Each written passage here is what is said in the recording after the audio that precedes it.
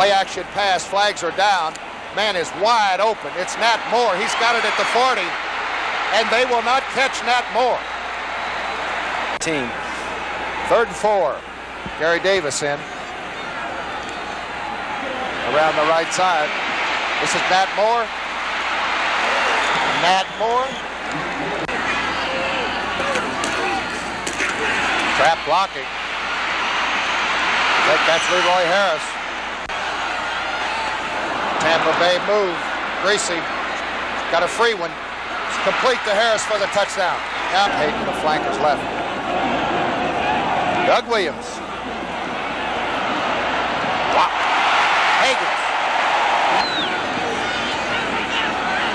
Off from the blitz. He had to get rid of him in a hurry. That's Isaac Hayden.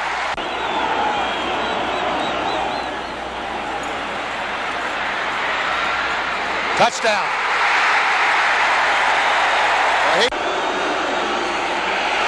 Gary Davis on the screen right, cuts back to the inside. And Gary Davis is going to go in. Beautiful. Not too good a kick. Off the right side, might get a good bounce. They did. Danny Reese has it at the 27. What a run, what a cut. He's got Bob Matheson to beat. Danny Reese. Danny Reese will go in. Play. Jimmy DuBose and George Ragsdale, your running backs, they'll pick up. Going for the home run. He's got it. Touchdown. The Miami defenders are calling incomplete. I think they ruled it a touchdown. It's Isaac Higgins in the end zone with a juggle act. I don't think he had control of the football. He had the... Bob had an arthrogram at about 2 o'clock this afternoon. It was discovered that there's a tear in the medial collateral ligament. This is going to necessitate putting Bob's knee in a cast for a 3-week period of time, and then the rehabilitation when the knee comes out of the cast will determine when Bob would be ready to play during the season. Severe blow certainly to our plans. Anytime that you lose a player of the magnitude of a Greasy, it's got to severely handicap what you want to get accomplished. But now it's going to fall on Don Strock's shoulders, and Don has prepared himself hard over a period of time here, and we're confident that he'll do a good job for us, and we're hopeful that Bob Greasy will be back.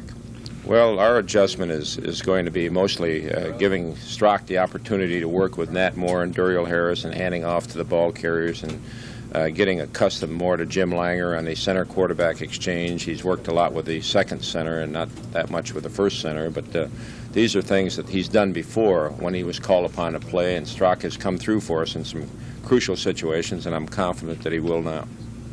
And Don Strock took control of the offense in practice today, inheriting the #1 quarterbacking spot with the knee injury to Bob Greasy.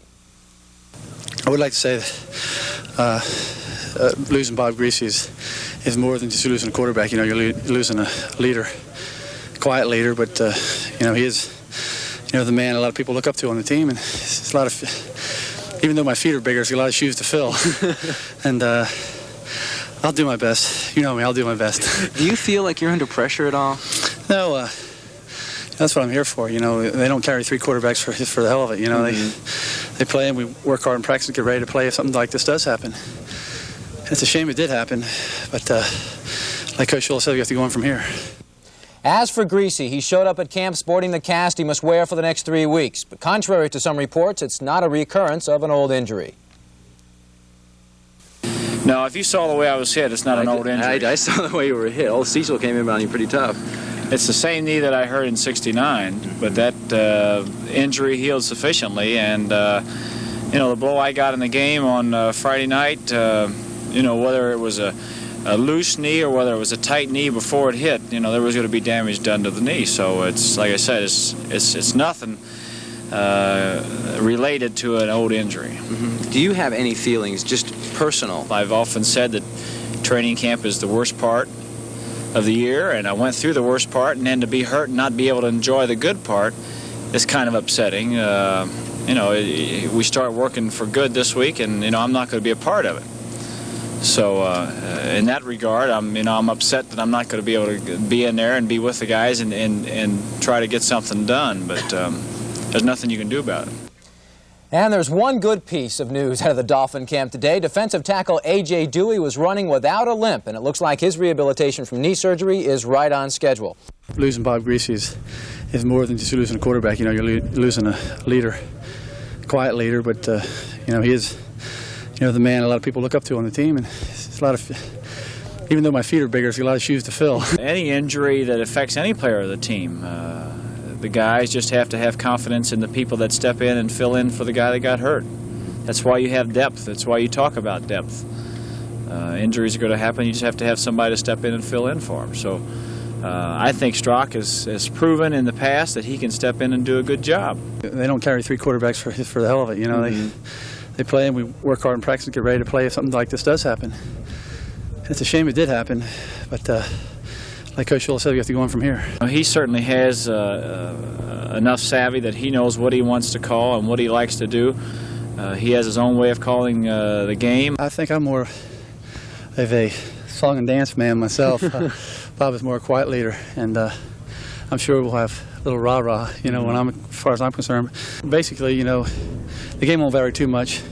I may take off more, you know, more than once, but you know, it's going to be basically the same, and you know, we're going to establish our run first and then come with the pass. Yeah, it's been a little hectic this week. You know, I've been asked a lot of questions, you know, about confidence and my timing and all this kind of stuff, and you know, some of them weren't, you know, they were testing questions, you know, because, you know, I've been here for 6 years, and I know the system, and I'm prepared to play, and when something like this happens, that's what I'm here for. So I'm sure I'll do a good job. We may think you're on the spot. Do you feel you don't feel No, you're on the spot? I don't feel I'm on the spot, but I'm the story. You know, I mean, I'm the story, and some of the guys have been asking me, you know, how about me? Take me with you, or let me do this. I'll talk for you. I'll tell them what you want to know. And I said, well, you know, and now, you know, an article came out about somebody said we have to earn his respect of his teammates, and now they're hollering that all the time. Now, you know, say, we don't respect you. You got to prove it to us, and all this, you know. So, you know, we've kidded a lot about it, but you know, it was serious, you know, when it happened, and it still is serious, you know. But I know that I can play, and they know I can play, and the coaching staff has faith in me, and I faith in myself. And New England is now a heavy favorite for the AFC East. The injuries to Bob Greasy and Burt Jones prompted Jimmy the Greek to make that statement on the NFL Today show earlier this afternoon. Perhaps it's a kiss of death like a Sports Illustrated cover story has a reputation of being. Time will tell. But the Patriots looked anything like champions during the first 3 quarters of today's exhibition wrap-up with the Browns. However, in the fourth quarter, it was a different story as New England scored 14 points to come away with a 21-10 victory to be the only undefeated team of the preseason. But it was the reserves that did it today.